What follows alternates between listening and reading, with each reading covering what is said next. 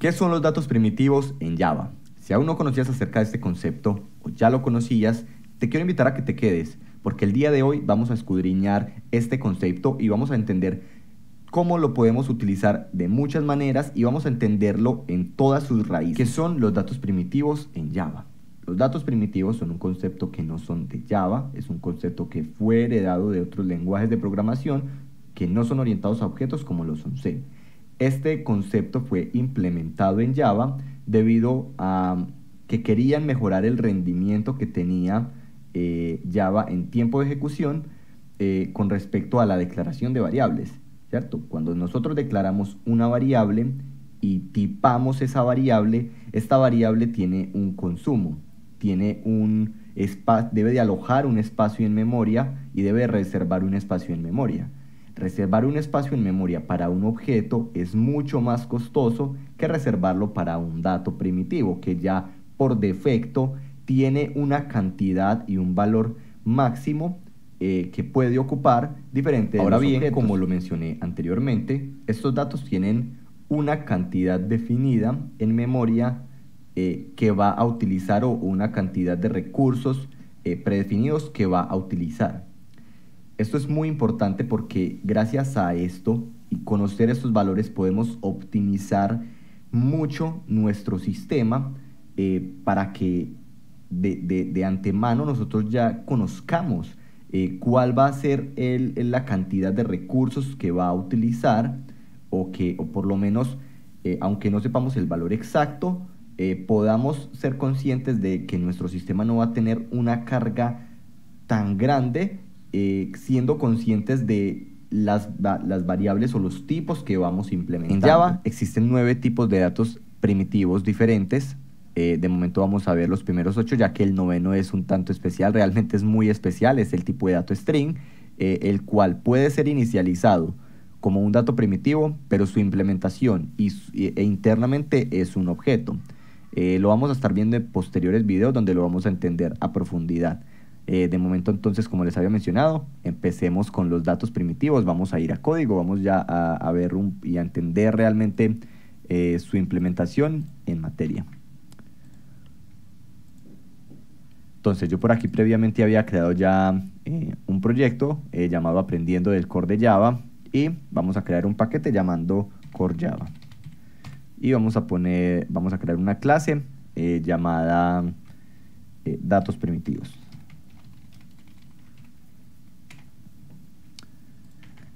Listo.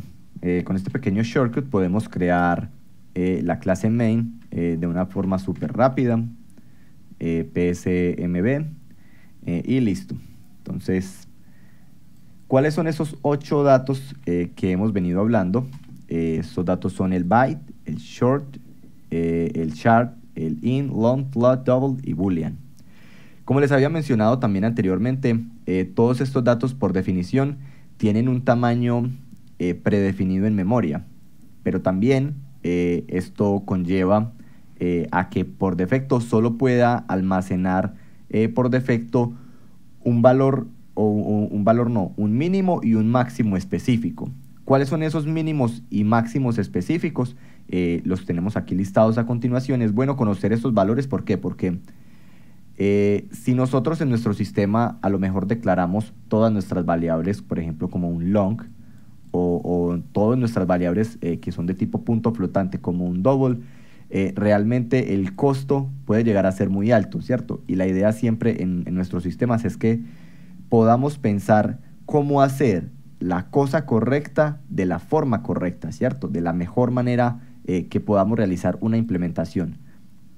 Ahora bien, ¿cuál es esa mejor manera que podemos hacer para implementar, pensando desde lo más básico como son declarando nuestras variables? Es conociendo estos valores, ¿cierto? ¿Por qué? Porque si nosotros estamos trabajando, no sé, voy a decir cualquier cosa, estamos trabajando con edades y sabemos que la edad promedio de una persona no supera los 80, 90 años, o el tiempo de vida, la esperanza de vida de las personas hoy en día aproximadamente es entre 70 a 80 años, ¿para qué nosotros vamos a declarar una variable de tipo short o por ejemplo una variable de tipo long para una edad? si sabemos que las edades que se van a almacenar van a estar aproximadamente en un rango de 100, con un dígito de 100 hacia abajo, ¿cierto? Con un número de 100 hacia abajo. Entonces, miren que desde esas pequeñas cosas nosotros podemos estar pensando ya en cómo declarar una variable, cómo optimizar nuestro sistema. Entonces, un byte ocupa un espacio en memoria de 8 bits, los short de 16 bits, casi siempre se van multiplicando, podríamos decirlo de alguna manera, a sí mismo su tamaño va creciendo, se va duplicando a nivel de los valores que puede almacenar, ¿cierto? El byte 8, short 16, int 32, long 64, float 32, double 64, miremos que aquí lo dobla, y el shard 16. El string no está acá porque nuevamente el string es diferente. El string es un objeto y su espacio en memoria va a depender de la cantidad de caracteres que contenga dentro de sí el string. Ahora, ¿qué podemos hacer y qué no podemos hacer a nivel de implementación trabajando con los tipos de datos primitivos en Java? En primera instancia, cuando queremos declarar un tipo de dato primitivo de tipo long, float o double, debemos utilizar el postfijo L para long, F para float y D para double. En estos tres tipos de datos podemos hacerlo tanto con la letra minúscula como con su letra mayúscula. Entonces, es importante saber que aquí arriba realmente no me tira ningún error cuando estoy utilizando el 127, y es por algo muy curioso que vamos a ver en videos posteriores, que en Java se conoce como el unboxing o el autopromote, que lo que hace es que cuando yo tengo un tipo de dato inferior al que yo le estoy asignando, él automáticamente lo autopromueve a ese tipo de datos, ¿cierto? Entonces, por eso acá cuando yo estoy declarando con el 127, que es básicamente el límite de los bytes, en ninguna de las otras implementaciones o las asignaciones me está arrojando un error. Ahora, ¿qué pasaría si yo quisiera declarar un tipo long? Mira que aquí no me tira ningún error, pero si yo quisiera declarar un long un poco más grande, ¿cierto? Él me dice que este tipo de dato es demasiado largo. Ah, pero si es demasiado largo, ¿qué debería yo hacer entonces para poder declararlo? Ahí está la solución, ¿cierto? Yo debo de decirle que este tipo de dato va a ser de tipo long. ¿Por qué arriba no me tira el error? Nuevamente, por lo que les había mencionado, vamos a entrar más en profundidad de qué son los autopromote o qué son los unboxing en Java en videos posteriores, pero para no entrar mucho pues a profundidad en este video y no desviarnos, por eso aquí no me tira pues ningún error, ¿cierto? Cuando lo dejo sin L o con L. Y lo mismo pasa con los tipos de datos flotantes, como lo son float o double, ¿cierto? Yo necesito indicar qué tipo de dato va a ser, y lo puedo hacer con el postfijo declarado o que ha sido asignado. Continuando con las cosas que podemos hacer en Java con los datos primitivos, es la siguiente. Yo puedo un carácter asignárselo a una variable numérica. ¿Esto por qué? Porque en la tabla de ASCII o en el código de ASCII, los caracteres están representados numéricamente. Entonces, la A, que es un carácter dentro de la tabla de ASCII, está representada por el número 97. Esta asignación es bidireccional. ¿A qué me refiero? Yo puedo tanto a una variable tipo numérica asignarle un carácter, ojo, un carácter y no un string, un carácter que en la tabla de ASCII está representada por un número, pero yo también puedo a una variable de tipo carácter asignarle un número, porque en la tabla de ASCII este carácter, que a su vez está representado por un tipo numérico, yo lo puedo asignar a una variable de tipo carácter, como lo estamos viendo a continuación. Entonces, el 97, que es la representación del carácter A, yo lo estoy asignando a una variable de tipo carácter, pero a una variable de tipo numérico yo le estoy asignando un carácter, ¿sí? ¿Cómo vemos reflejado esto? A continuación, Y no solo eso, yo también lo puedo asignar a cualquier tipo de variable, double, ¿cierto? Byte, chart, de todos los tipos que hemos visto. Y esto lo podemos ver en la impresión de los datos.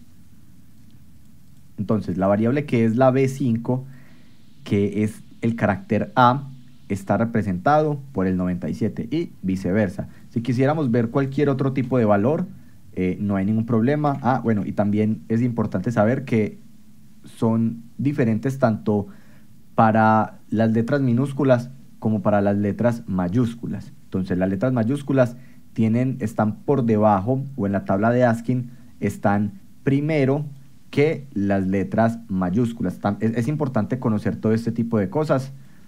En algún momento las necesitaremos utilizar, ¿cierto?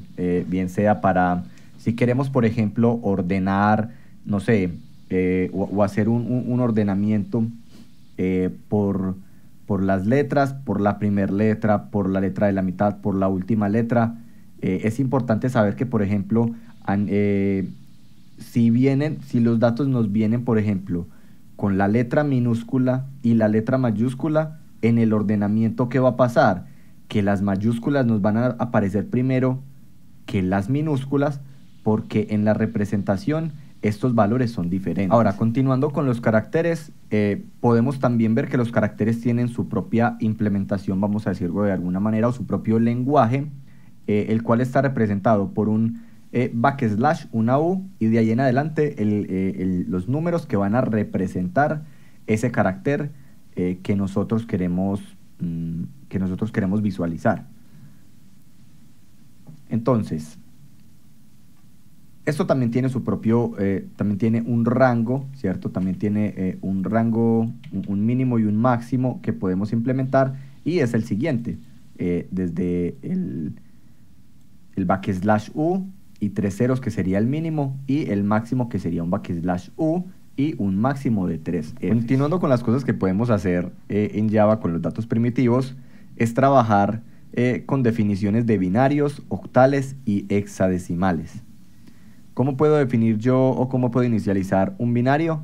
Lo que debo hacer es utilizar el prefijo 0b y su implementación o su traducción, vamos a decirlo de alguna u otra manera, en código binario para representar el 127 en un binario, ¿cierto? Y la forma para hacerlo sería la siguiente, ¿cierto? No es necesario que nos grabemos cómo está representado, realmente pues por eso Java trabaja de esa forma, y es que nos traduce básicamente cuando yo quiero dar un número o yo quiero utilizar un número, él por debajo está traduciendo todo en códigos binarios, porque realmente sería mucho más difícil nosotros grabarnos todo esto, ¿cierto?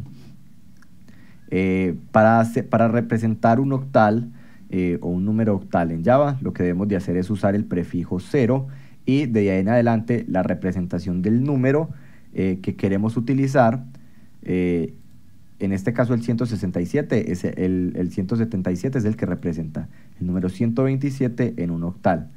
Y para representar los hexadecimales lo que debemos hacer es utilizar el prefijo 0x.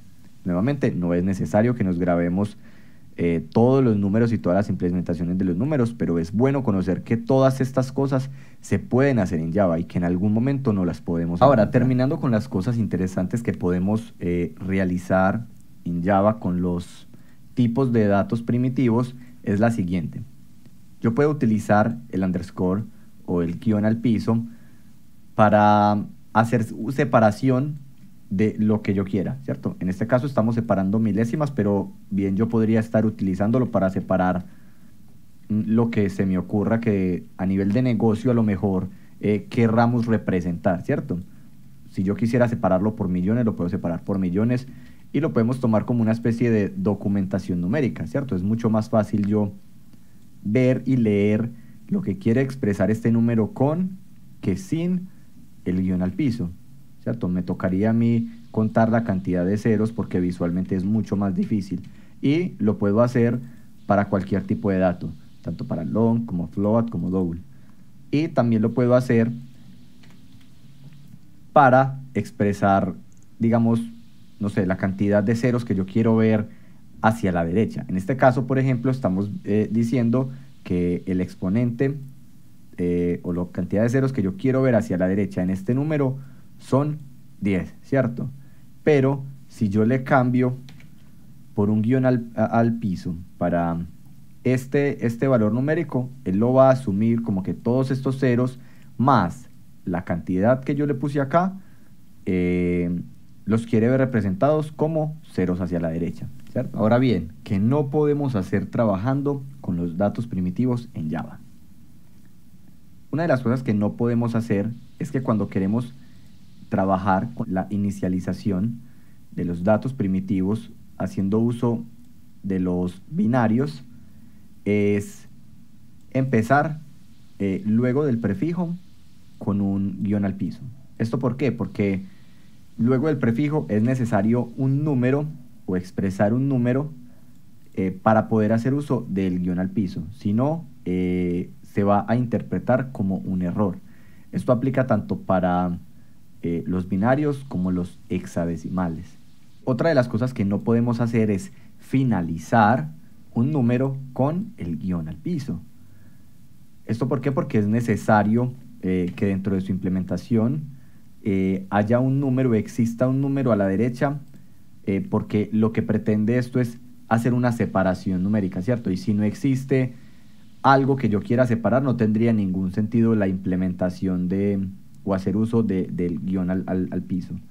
Y aplica también para otros tipos de datos, como lo son, por ejemplo, el long, el float, etcétera, ¿cierto? Yo no puedo finalizar sin ningún tipo numérico la separación de los números. Yo tengo que estar haciendo uso de un número para terminar esa separación, si no, nuevamente no tiene sentido la implementación.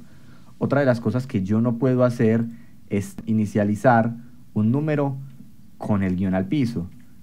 Nuevamente, en toda esta lógica que estamos viendo, la idea es separar, y yo no puedo separar un vacío de algo, ¿cierto? La idea es que me separe dos cosas. Aquí no estoy realizando ninguna separación, pero cuando yo hago uso de un número o empiezo con un número, él ya me está haciendo una separación de dos valores, que aunque es visualmente, Java lo debe de interpretar de alguna u otra manera, y por eso no tiene ningún sentido que no estemos separando nada.